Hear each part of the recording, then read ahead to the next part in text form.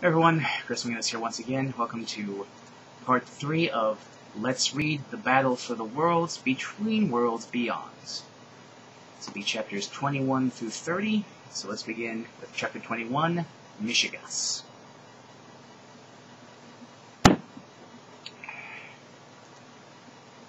Oh my god, Harlow, I didn't mean to. It was so crazy. Oh my god, I'm gonna shit. I'm so scared, Rudolpha said, tossing money at me to try to make me less angry.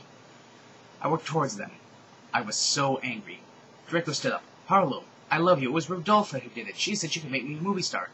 Oh my god, that's such a lie. He's such a goddamn liar, Harlow, that shit he says.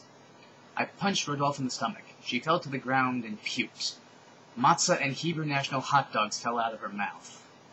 Good lord.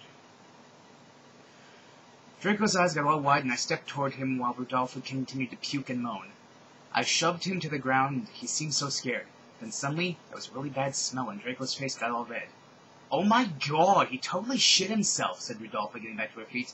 That's so gross, oh my god, I would die. Draco began to cry, not getting back up. I couldn't look at him. This was so nasty. This has never happened to me before. I looked away at Rudolpha. You betrayed me, I yelled angrily. You knew Draco and I loved each other. You heard what he said. Oh god, Harlem, I know, but he was so cute. No one's ever kissed me before, and I thought maybe this was going to be the time to get my first one. Rudolpha, I know you're sort of grody, but you still should kiss other people's boyfriends. Like, God, I know, but what was I gonna do? Rudolpha kept motioning with her hands. It looked tiring. Just then there was an explosion that sent Draco flying into a tree. Me and Rudolpha turned and looked and saw Waluigi. Chapter 22, Amends. Rudolpha pulled out her cheap second-hand gun and shot Waluigi. He died and fell to the ground dead. I helped Draco to his feet and made him change his pants. Me, Rudolpha, Draco, and Peter walked through the woods and we heard talking. We walked to a clearing and we saw a restaurant. It was Merlotte's. There, I said, pointing. We can eat there. They have food for us to eat. We walked in and everyone stopped and looked at me as I entered. They saw Rudolph and turned away. In the corner there was a scruffy-looking guy watching me. In the other corner there was a blonde vampire watching me. In the other corner there was a dark-haired vampire watching me. We sat down at the table and the buck-toothed blonde waitress with a big gap handed us a menu. Oh god, there better be something good on here, said Rudolpha. The waitress gave me a weird look. I need you to come with me, she said in a southern voice. We went into the bathroom. I held Noom's switchblade in case she tried anything. Look, she said in her southern voice, those 3 people at the table are madly in love with you. You need to be careful because they are all jealous. Oh. Okay, I said and went back to the table. It was weird looking at all of them. I set my hand on the table and Rudolpha reached over and put her hand on mine. I kind of tugged it away because her hands were kind of fat and gross. Soon the waitress came back with all our food. She gave me a look as she handed me my pasta puttanesca. We sat in silence for a few moments until someone said something. This place is very nice, said Draco. You know what wasn't nice, said Rudolpha? Your pants after you took a steaming shit in them. Draco blushed and looked down at his hamburger. Peter spoke up. Rudolpha, you're a very mean young woman. I find you quite nasty. Rudolpha's jaw dropped. Oh my god, you really just said that to me? She stabbed her fork into her brisket and eyed Peter. Don't think I don't have your number, you backwoods hillbilly. I could buy and sell your family 10 times and still have money to buy an island. Peter hurled a knife at Rudolpha. She dodged it, but it cut her Walmart shirt. You shit-ass, this cost $749. Peter narrowed his eyes. From the looks of it, you spent about $15 on your whole ensemble. And I'm giving you the benefit of the doubt and assuming you didn't pay for your gnarly-ass haircuts. Rudolpha let out a roar and took out a huge bite of her brisket. Guys, let's not fight. It's breaking me heart, I yelled. They all settled down and Rudolpha seemed angry. Her hair was frizzier than usual. Oh well, it doesn't make much of a difference, Rudolpha giving Peter an evil look. I pissed in your food. Chapter 23, Heal the World. Oh goody, and this one starts with an author's note. I noticed that some of the comments about my story have been kind of mean. I looked up what a Mary Sue is, and it was not a nice thing to say. I just want to say that my story isn't even finished, and that this is the first story I've written for other people to see. So I'd appreciate people reading my story, but I was very upset at the negative things people said, and I hope this chapter inspires you to stop being so hateful. Chapter 23, Heal the World. Peter spit the food out and screamed. Rudolpha laughed and sat back, but Peter picked up his hot bowl of soup and threw it into Rudolpha's face. She screamed as it burned her face. The soup popped as it hit the hot oil that always seems to cover Rudolpha. "You shit-ass," she yelled, using a napkin to try and wipe her face, but it was all red from having hot soup thrown into it. Draco began to cry. "I hate this! I don't even know what's going on! It's like I'm lost and I don't know how to get home!" He began to cry and sob into his hamburger. I rolled my eyes. Can you believe these guys? I clapped my hands and everyone in the diner looked at me. Why do we need to fight?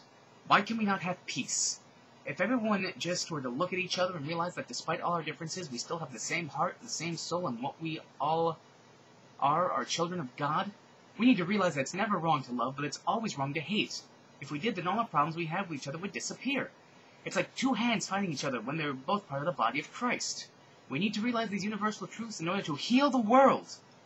I looked around and everyone was crying. People were applauding. And the blonde vampire and dark-haired vampire hugged while Rudolpha, Peter, and Draco all hugged too and cried. The lights in the restaurant began to glow a bright white light until they exploded into a shower of doves, which flew out the window. I put my hand over my heart and I knew that we would put an end to this war so we could once again have peace. We left the diner and continued through the woods, knowing we need to stop the villains. We kept walking and joking when we came across someone giving an evil laugh. It was Ultimacia. Again, no clue. Chapter 24. The Power of Friendship. "Crookshanks," I yelled. "Go get her." When did Crookshanks join the party? Crookshanks ran and built Ultimacia on the leg, but she kicked him off and he ran away. "Drat," I shouted. Peter picked up a rock and threw it at her, and it hit her in the head and she fell down. We ran to her, and we each grabbed one of her limbs and began to pull. She screamed as her joints popped and her skin began to tear, and with a giant rip her limbs were torn from her body. Rudolpha pulled out a knife and gutted her, pulling her intestines out. We helped Rudolpha wrap them around Ultimacia's neck as we pulled on them. Her screams cut off as her neck began to be crushed with some sickening cracks. Her face turned blue as she died, her eyes bulging from her head. "Great job, Rudolpha," and yelled as we all high-fived each other and hugged. "You sick... What the hell did you sick bastards do?" yelled a voice. We turned and looked, and it was Hans Landa. No idea. He was holding a pistol and aiming it at me. "I have come for you," he said, pointing at Rudolpha. "Oh, Harlow, don't let them take me," she yelled. Her yellow eyes were wide with fear, and it kind of made me sick. "Rudolpha, I don't know what to do," I said, tears welling in my eyes. Draco and Peter took action. They shoved Rudolpha towards Hans Landa. Rudolpha looked at the ground and walked towards him, and he grabbed her. "Rudolpha, I'm sorry," I sobbed. I couldn't have done anything. He had a gun. But I had to save Rudolpha. "Take me instead," I yelled suddenly. Hans Landa laughed and shoved Rudolpha to the ground. I ran to him and stood next to him and Rudolpha. "There," I shouted. "Let her go." Hans Landa smirked at me and pulled out a switch. "No," he said, and we teleported. Chapter 25. Captured. Suddenly we were in a castle.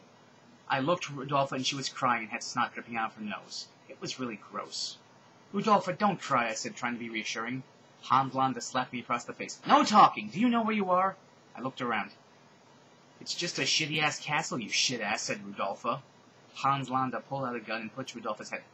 "Harlow, he's gonna shoot me! What's gonna happen?" she asked, beginning to cry again. I jumped on Hans Landa to save the day. The gun fell out of his hands and we rolled around screaming. He said some stuff in German and I couldn't understand it. "Stop! What is this nonsense?" said a loud, booming voice that sounded like a big voice. I gasped and turned, and it was she! And next to her was her second-in-command, Chandra. She was holding a big sword and pointing it at me. "I am sorry, mistress," said Hans Landa. Suddenly, she let out a great cry and raised her sword, bringing it down on Rudolpha. She split into two halves, which falls to the floor, and her innards fell to the floor. It was gross and sad. It smelled like a New York deli. Our eyes locked, and I saw the light leaving her eyes. It was really sad. "If you're crying, I'm sorry." I held her hand and kissed it. It tasted like grease and kosher salt. She gave me a look that let me know she wanted me to win so that world would be safe, and then she went all limp and stuff and died. I cried for like 5 minutes. Oh, great. "Why did you do this, she?" I asked, pointing at her and making my angry face. "If you want to know what that looks like, look in a mirror and wrinkle your forehead and scrunch up your nose. Isn't it angry?" She took a step back because my angry face must have scared her. She was of no use to us anymore. We were only going to kidnap her in order to bring her here, and I see Hans Landa already did that. Thus we have no use for the sick turd you called Rudolpha. "She wasn't a turd," I yelled. "She was my friend. She let out a loud, womanly laugh. Her big boobs shook as she laughed a loud, womanly laugh. She was worthless, and she allowed us to finally capture her. You are the key to this whole thing, you know. I gasped. I didn't know that. I tried to ask as if that didn't surprise me. Yeah, I knew that, scoffing all disconcerted. Then you know that whoever has you has the power in the struggle for good versus evil. Yeah, I knew that, scoffing again. So now we have the power, which means the forces of good will soon be trampled underneath my feet. Chandra laughed like an annoying shit. I didn't know what to do. I had to get out and find the hero squad. They would know what to do, because I sure didn't. Take her to the dungeons, put her in with the other prisoners. Big, strong women grabbed me and carried me into the dungeon and threw me into a cell and locked the door. I looked around and there were people in the cell. Most of them were sleeping on piles of hay. Then I heard someone trying to get my attention. I looked at the cell across the room and I gasped. It was Rachel Berry and Lady Gaga.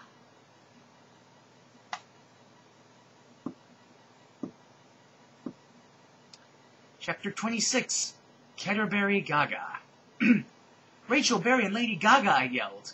Lady Gaga looked at me, her irises expanding to fill her whole eye before going back to normal size. Rachel Berry leaned forward and whispered, "We need to get out of here. We've been locked up for a few days now, and I'm afraid they're going to kill us." Lady Gaga nodded, smoke coming out of her ears. "I don't know what to do. I can't get through these bars," I said, annoyed. Suddenly, Lady Gaga turned into pink and purple smoke, and the whole room smelled like strawberries and blood. The smoke went through the bars and turned back into Lady Gaga. She stuck out her finger, and her fingernail extended into the lock, and she began to pick it. Soon we were free and began to sneak through the castle. Suddenly we saw a guard. "Oh no, if this keeps up, I'll never make it to regionals on time," said Rachel Berry. Lady Gaga patted Rachel Berry on the shoulder reassuringly before approaching the guard. The big hairy woman raised her sword, but Lady Gaga raised her disco stick, and there was a flash. When the light was gone, all that remained was a pile of ashes and hair. Okay, unless I've been misinformed, when Lady Gaga says, "I want to take a ride on your disco stick," that is a metaphor for penis. So, basically, Lady Gaga raised her penis.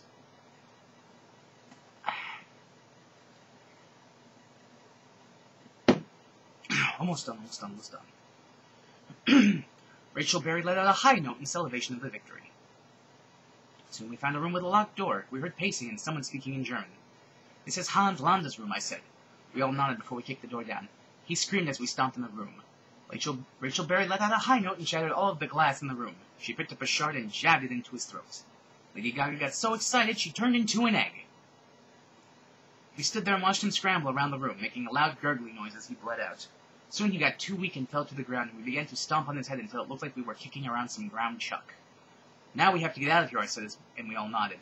We soon found a large entrance hall and was just about to open the door when we heard, "You cannot leave!" It was she and her group of big manly women. Chandra ran up to us, holding a sword. Lady Gaga snapped her finders and was suddenly wearing the orbit. Its edges were sharp and shiny. She began to spin around, darting across the room, cutting the legs off the huge, beefy wenches. They let out loud sounds that sounded like a moose as they fell to the ground. Soon it was just three of us, and she and Chandra. "Kill them, Chandra!" yelled she. Rachel Berry pulled some throwing stars out of her pocket and hurled them at Chandra. They stuck into her face and blood shot out. Chandra fell to the ground. She roared and jumped at us. She swung her sword, but Lady Gaga blocked it with her disco stick. Lady Gaga was so angry her head was spinning around her and sparks shot out of her fingers. She jumped back, swinging her sword around. Rachel threw some stars at she, but she was able to dodge them. I found a large rock on the ground and threw it at she, but she was able to dodge. Lady Gaga threw poison at she, but she was not able to dodge it. She let out a scream as her face began to get all wonky, and eventually it all fell off, leaving a screaming skull as she flailed around before falling to the ground. Lady Gaga picked up she's face and put it on hers. We all danced before leaving the castle.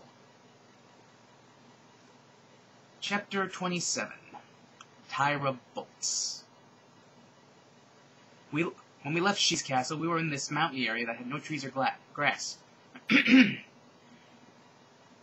"We need to find Sailor Moon," said Rachel Berry. Lady Gaga nodded as her nose grew and shrank. "That's right," I said. "But how do we do it? I've never been in this area before," I said, looking around, and the mountain area had no trees or grass. Lady Gaga reached into her disco pocket and pulled out a small piano, and she set it on the ground. She wriggled her nose until it suddenly grew into a full-size piano. We all climbed on top and it began to fly. "Wow, Lady Gaga, you had a flying piano in your pants," I said, all excited. Lady Gaga smiled and waved her hand, creating a rainbow in the sky. I frowned at it. We were flying around when we say a giant robot. It was stomping around a desert, crushing a small village. "Lady Gaga, Rachel Berry, we need to stop that," I whispered, pointing at the robot. As we got closer, me and Richard Berry gasped. The robot was a giant version of Banks! As we got closer, we heard a loud, statically voice as the person inside spoke. It was Tyra Banks. Leave me alone! T.Y. I'm gonna crunch this town because they wouldn't make me mayor. Me! Leave him alone, Tyra Banks, I shouted as the robot smashed the house with its big foot. When we got even closer, we saw the robot's massive forehead was see-through, and we saw Tyra inside operating levers and pushing buttons. I see you, Tyra, I shouted. It's no use. T.Y. can't be stopped, yelled Tyra into a microphone. Lady Gaga looked at us and puked on the piano before jumping through the glass of the massive, big-ass forehead. Over the robot speaker, we heard Lady Gaga and Tyra Banks fighting with some screams by Miss J and J. Manuel. We have to try and stop the robot from going outside while Lady Gaga distracts her, said Rachel Berry. I nodded and I piloted the piano towards the robot's gigantic black ass. We need to cut its legs off, I told Rachel Berry. Rachel Berry pulled out her lightsaber and held it between her teeth. I can take care of that. You go help Lady Gaga, she said as she leaped on the piano and latched onto the robots, swinging her lightsaber to hack through the metal. I flew up to the forehead and jumped inside. Tyra and Lady Gaga were rolling on the floor. Bitch, let go of my weave, Tyra yelled as Lady Gaga kneed her in the tits. Before I could get to them, Whitney tried to stop me, blocking me with her big fat gut. You shouldn't have won, I screamed as I kicked her in the stomach, causing her to fall back on some machinery where she was electrocuted, making the room smell like bacon and undeserved fame. I pulled out my magic super ray gun and aimed it at Tyra. Give it up, Tyra, we have you unnumbered. No, that's impossible.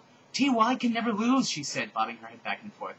Lady Gaga kicked her in the back of the knees, causing her to fall to the floor. Suddenly the room shifted, and we began to fall. Rachel Berry must have cut the legs off the robot. Before I could adjust, Tyra pounced on me. T.Y., I'm gonna kill you, she said. Lady Gaga had a look of horror on her face, her lips turning around so they were frowned. Soon the robot crashed to the ground, crushing what remained of the town.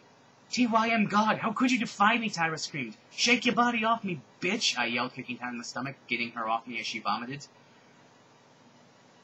Rachel jumped into the room. Guys, we have to go. The robot's about to... Then the robot exploded.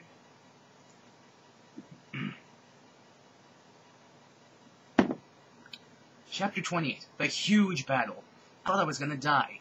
I expected to see Jesus taking me into heaven and casting Lady Gaga into hell. But instead, Lady Gaga suddenly created a giant disco ball force field around me and Rachel Berry and herself. We could see through the field, and we saw Tyra on the ground, screaming as her skin was burned from her body until there was nothing left but a charred skeleton with her forehead big enough to fit another face on it. We started running in the force field like my pet hamster Zachariah and his hamster ball, and we were able to move out of the wreckage of the Tyra bots. Lady Gaga removed the force field and fell to the ground, tired. She was tired that her colors faded and she became black and white. We stood there, letting Lady Gaga recover. Me and Rachel Berry looked around. I don't know where to go now, I said. We need to find Sailor Moon and the rest of the United Associated Heroes organization. I never heard of you, a hoe, I said. Well, you joined the battle pretty late, Rachel Berry, he said. That's probably why the Collective United Native Task Force are out to get you, since you're the key to this whole battle, she said. I nodded. There was a huge black shadow flying over us. It was Voldemort. He didn't seem to notice us as he flew on ahead. Something must be going on, I said. Rachel Berry gasped. That's a very important energy center nearby, she yelled. I screamed, oh no! If the villains get that, we're in trouble. Lady Gaga, morph into a tandem bicycle, Rachel Berry shouted. Lady Gaga nodded and transformed. As we rode along on Lady Bike, Rachel sang a bicycle built for two. Soon we saw the battle. It was huge. I saw Sailor Moon and the Powerpuff Girls fighting some of the villains. Voldemort was flying around shooting lasers from his hands while Sailor Moon was fighting Crystal and Nomi all at once. We need the help, said Rachel Berry. Before we could do anything, a force flew us off the bike. I don't think so, said an evil voice that sounded very evil. I screamed when I saw who it was. It was Darth Vader! Finally, a sudden entrance of a character that I've heard of.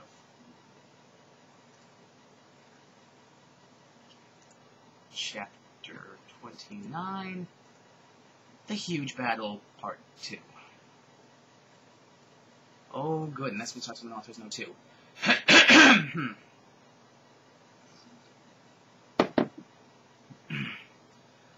Author's note. I'm so glad that I have so many views, but someone recently wrote a review that said my story was like a preppy My Immortal. First of all, I'm not preppy. My family isn't even the richest in town, so that comment doesn't make sense to me. And I didn't know what My Immortal was. I thought it was a song by this one band, but I looked it up and it's also a really bad fan fiction. That comment really hurt my feelings, and my fan fiction is nothing like that. My fan fiction isn't about doom and gloom, it's about life. Life in the presence of Jesus in your life. So if you have something nice to say, please write a review, because I want to see just how well I'm doing with my fan fiction. XOXO Harlow. Chapter 29, The Huge Battle, Part 2. Darth Vader, I screamed. Before I get up, Rachel Berry was already pulling her lights out. Lady Gaga, take Harlow out of here. We mustn't let her fall into the hands of evil. Lady Gaga nodded and sang Just a Closer Walk with Thee. Rachel ran at Darth Vader. I heard lightsaber sounds like whir and whoosh as I thought. Rachel Berry, be careful, I screamed as Lady Gaga lifted me over her head and started running towards the huge battle. We ran past Lizzie McGuire fighting with Maleficent. Harlow, screamed Sailor Moon, she was fighting Crystal and Nomi. You're alive! But not for long, screamed Crystal, shooting a bullet at me, which Lady Gaga deflected with her disco stick. Before we could help Sailor Moon, the Wicked Witch of the West jumped up at me. Lady Gaga grabbed her and threw her to the ground, and the two began to fight. I pulled out my Super Ultimate Combo Plus ray gun and aimed it at Nomi, but I had my own battle to fight because Annie Wilkes tackled me. You cock-a-doodie bitch, she yelled as she slapped me across the face. I flicked her in the nose, sending her flying to the ground. You're evil, I shouted, pointing my gun at her. I have to vanquish you for the forces of good. Before I could pull the trigger, she flew a typewriter at me. I was able to duck and avoid that. Eat that, you space bitch, Annie yelled, being all gross and licking her lips. I'm gonna put you out of your misery, I yelled as I shot her in the head, causing her to explode like a balloon filled with V8 and chicken livers. I wiped my forehead. I was tired. I aimed my gun at Nomi, preparing to finally finish her off, and I did. I pulled the trigger and it hit her in the boob. It exploded and she grabbed at her wounded tit. Bitch, she yelled, running away, sand sticking to her grease-naked body.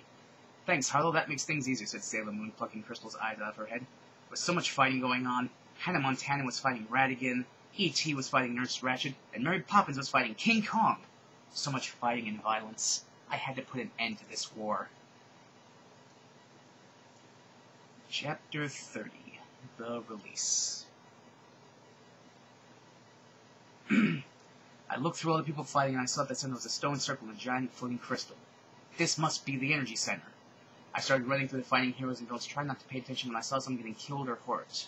Soon I was right by the crystal, and before I could touch it, someone tackled me to the ground. It was Bellatrix. Oi, you must be at Hollow, Gale, she yelled, raising her wand and pointing at me. I smacked it away and flew into the sand. Bloody hell, I've got to find some act to kill you with, she said, grabbing a knife out of her pocket. I screamed. I didn't know what to do. She lunged at me, but I was able to jump out of the way and shove her to the ground. I'm gonna kill you, I am, she said, rising and running at me again. I grabbed her arm and flipped her, sending her falling onto the stone, making a loud smacking sound. I stomped on her face and it looked like I broke her nose. Blood started pouring out and I kept stomping and she screamed, Get off me, you bloody hoodlum, she screamed before my foot smashed her skull in, coating my shoe with her brains. I jumped up to grab the crystal. When I did, it exploded. A loud noise made me deaf. I could only hear it ringing as I was suddenly in a completely different place. Everything was white and bright. I looked around and I couldn't see anything or anyone. Hello? Is anyone there? Child, do you know what you have done? Said the soft, beautiful voice. No, I answered. You have struck a great blow against the force of evil because you have freed me. Who are you? I asked. My question was answered as soon as this figure materialized in front of me. I gasped. I couldn't believe my own eyes. Surely this person was very high up in UAHO. They had to be. It was Sarah Palin.